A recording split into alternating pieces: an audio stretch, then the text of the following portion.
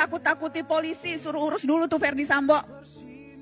Kalau polisinya polisi aja, merekayasa kasus sedemikian rupa. Ini kan propam itu kan polisinya polisi loh. Polisinya polisi. Dan dia melakukan kekerasan, merencanakan pembunuhan terhadap anak buahnya yang sudah 2,5 tahun berada di lingkaran terdekatnya. Polisi juga. Dan kemudian beramai-ramai menutupi kasus ini sampai 31 orang loh sejauh ini. 31 aparat penegak hukum yang sekarang diperiksa. Kode etik maupun kemungkinan kena pidana. Karena ramai-ramai membohongi kita untuk menutupi kejahatan. Dan kebayang nggak, kalau orang dengan status level seperti itu, dengan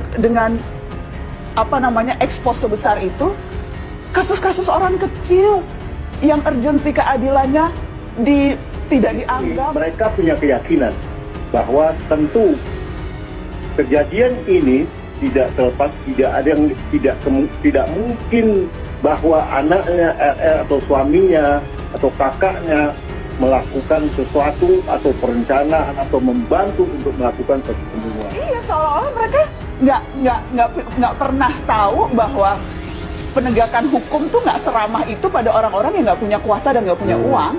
Iya, kalau lu punya uang, lu bisa bayar pengacara keren gitu ya, atau lu punya uang untuk bisa bernegosiasi dengan aparat penegak hukum untuk mengurangi hukuman atau membebaskan lu dari hukuman. Jadi akhirnya pasal-pasal ini hanya akan terkena pada orang-orang yang nggak punya kuasa dan nggak punya uang untuk bisa bermain di pengadilan. Itu kan faktanya. Ya. Jadi sesungguhnya nih kekerasan yang terjadi pada Brigadir J ini, itu tuh hanya puncak gunung es tentang kekerasan yang dilakukan oleh aparat penegak hukum kita. Jadi bolehlah kita heboh, seru, wah drama of the year gitu-gitu. Yes, itu seru. Tapi ironinya tuh, ya kalau yang segininya aja diginiin, ya gimana orang-orang kecil. Jadi wajar dong kalau kemudian kita kita udah merdeka dari rasa takut, dari rasa cemas. Apakah kita sekarang udah merdeka dari itu ya? Kekhawatiran direkayasa oleh polisi yang seharusnya melindungi kita.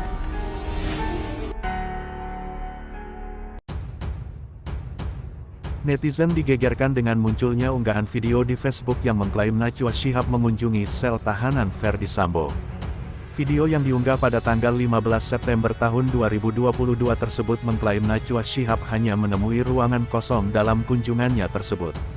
Dengan cepat, unggahan itu pun viral, disukai lebih dari 31.000 pengguna lain Facebook, dan dibagikan ulang hingga lebih dari 2.000 kali. Berikut adalah narasi pada unggahan tersebut. Sidak tahanan Verdi Mbak Nana hanya temui ruangan kosong.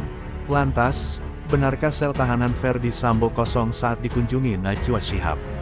Video diklaim tentang kunjungan Najwa Shihab ke sel tersangka pada kasus pembunuhan terhadap Brigadir Yosua Huta Barat, atau Brigadir J di Facebook itu justru tidak menampilkan kunjungan Najwa ke lokasi penahanan Verdi Sambo. Video itu berisi cuplikan konten di akun resmi Najwa Shihab di YouTube pada tanggal 17 Agustus. Konten video berdurasi 55 menit, 26 detik itu menampilkan selebritas lain yaitu Jovial dan Andovi yang sebelumnya populer sebagai YouTuber Indonesia. Dalam unggahan video itu, Najwa banyak memberikan pernyataan tentang kasus yang menyeret mantan Kadif Propam Polri Verdi Sambo dan bagaimana intrik pada kasus dengan korban yang merupakan asisten pribadi Verdi. Tidak terdapat satupun pernyataan atau penjelasan dari unggahan di Facebook yang menjelaskan atau menampilkan bahwa Najwa mengunjungi sel tahanan Verdi Sambo. Sehingga dapat disimpulkan unggahan Facebook yang mengklaim Najwa Shihab mengunjungi sel Verdi Sambo dan hanya menemui ruangan kosong adalah hoaks.